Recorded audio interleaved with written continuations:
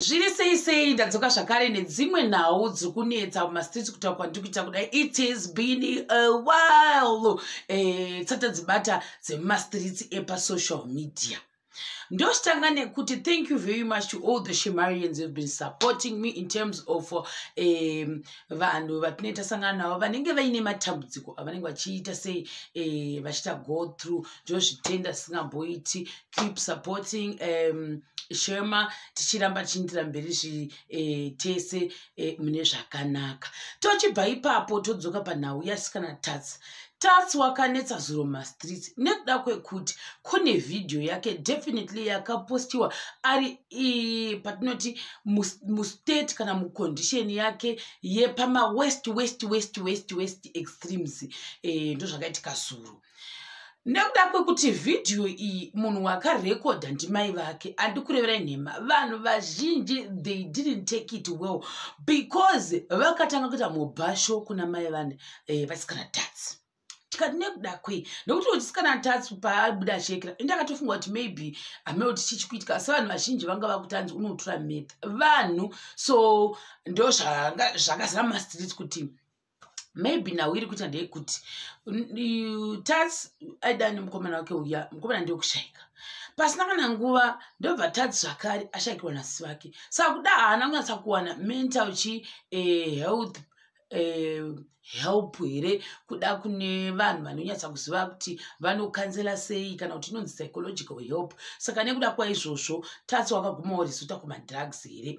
Tichibva ipapo toenda pakuti macomments mazhinji aitaurwa nevanhu vaiti we blame the mother, now we all amuli an apology because wakanga ashitaura kubva kare kuti haasi mai vakanaka vanhu kumacomments uku.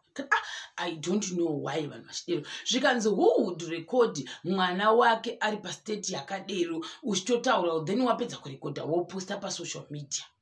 Vanhu, this is the first part yekuti vanhu havasati vanzwa rimwe divi rakatsvagwa kwaSimeli ukoko. Toenda pamacomments mamwe akati tinoblame mai apa nekuda kwokuti kuti vanyatsa kudiwa nevana vavo vanofila like vana vanofanira kuvaitira something here kana kuti vanhu vanofila kuti vakanzi mai vantide they should do more things like zvekuprovida mai vavo nematerial stuff. Saka nekuda kwaizvozvo vanoisa go under pressure. Vanhu vakati ndimaivurudzwa iwayo, vamwe vakati no, instead of kubhasha mai vake kudai we should help Tats anofanira kuita sei kuenda kurehab. Vanhu vazhinji zvikanzi nevamwe zvakare Tats has been asking for help kana kuti crying for help for a very long time achinyora pamapage pake, but you guys you didn't actually help him, makamuignore vanhu ava. I'm thinking oh wow, I don't know kuti zvichafamba sei kuti uchatendere kuenda kurehab kwacho nokuti kwaSimeli kwakazobuda chinzi no you people makakurumidza kujaja hamusinoziva nyaya iri kuitika kusuroko. Video iyi akati varekera naSimeli vakaiona kare tichiri ipapo zvakare. Vanhu instead of kuti mutanga mahwisiwo divi ravo mai havantu vane stress nekuti vanhu avo vese pamwe vanenge vari pamachi kucomments kwandanda kuzvoronzi kana Tats uri pamadrugs uyu mwana wavo futi mukomana wanzi uri pamadrugs zvino manje zvofamba sei kana zvakadero. Zvikanzi vamwe aiwa inini I feel like Tats paakashayikirwa nani pakashayika muwana akabva afila kunge maybe zvinhu zvese zvabva zvati mbongo pasi because Moana maybe ndiye aiacta role yani yamai chaiyo, so that role hapasina ari kukwanisa kuita sei kuti ange achiita. Saka mother figure yake hakuchina. Vacho chaivo mai vake vachoni ndo vakataura kunzi vakanga vasiri mulife yevanhu ava for a very long time kuda ndosaka ari kuacta like this. Ma comments guys, so many things were speculated yesterday. Wana manje vamwe vakanzi munoshandisa vana zvikanzi kushiraini kwakapwanywa saka zvikanzi moprofita vanhu mumastreets zvakare. I wish dai Tats awana rubatsiro nekuti condition yake yaari izvozvizvi hainyatsi kufadza. Tobva ipapo toenda zvakare pane nhau yakambotendera kumashure ikanzi pane vanhu vakawanikwa mumota vakata musvumbunhuru mushure mekunge vachidhiraivha vachienda kwavaienda. Vanhu havasi vachita zvinoitwa vachitwa zvinoitwa kudaro vakabva vasangana netsaona. Saka vasangana netsaona kudaro vakangoenda vari paaction yavo iyoyo. Ndozvandokwanisa kutaura kunasozva kuti ndekupi anasi kuziva ipapo. Tobva ipapo toenda zvakare pakuti kune mudzimai wekumadheudheu.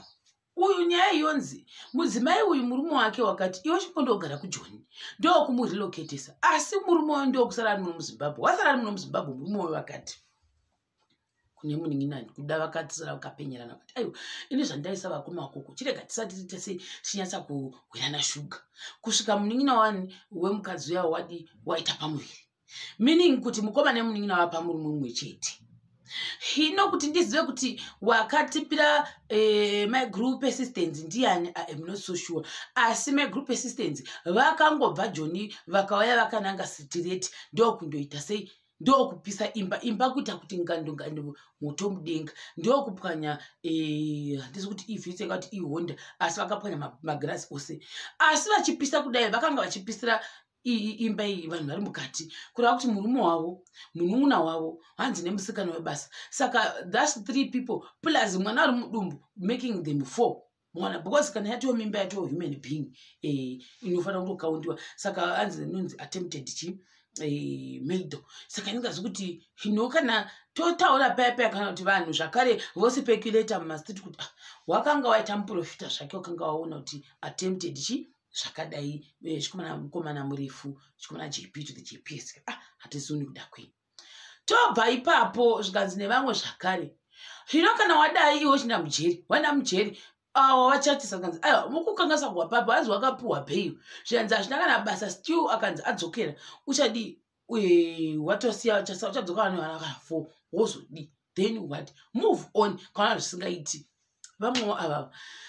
Zvikanzi zvakare nevamwe Mwari ndipeiwo hasha sedzodzidzi. I don't know why hasha dzakaita seidzodzo, because at the end of the day waita loss ndiye original munhu ungachiona murume wake, nekuti ukaonda kujeri ukanga wazosungwa zvozvodi iyo imba yose yapfuta kuenda mudenga kuita kuti kuondomokera mukati. Mona manje meno tobva ipapo toinda zvakare pane nhau yekuti yakaitwa kumhiri kwemakungwa kuUK.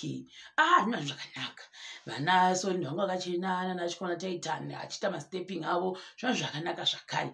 But I am confused kuti why are people actually analyzing the step yachikomana Titanic. Vamwe vakati akanga chimanya, vamwe vari kuti uri kufambisa, vamwe vari kuti I don't know, maybe that's how he works. I don't know. Tobva ipapo tienda pakuti zvakare vanhu vanga vakutasa dress raSolinda rakanaka one. What's the problem with that dress? Yes, the dress is nice, but harinanyatsa kuti riindira navo. I have no idea why many people were also body shaming her. That's who she is for a very long time. Kubva zvakatanga kuziva Solinda ndozova vari munhu wakadero. Saka vanhu vazhinji they felt joy in body shaming her yesterday. Pamwe nekunhasi nanhasi handizivi kuti zvichaguma kupi, but all I can say is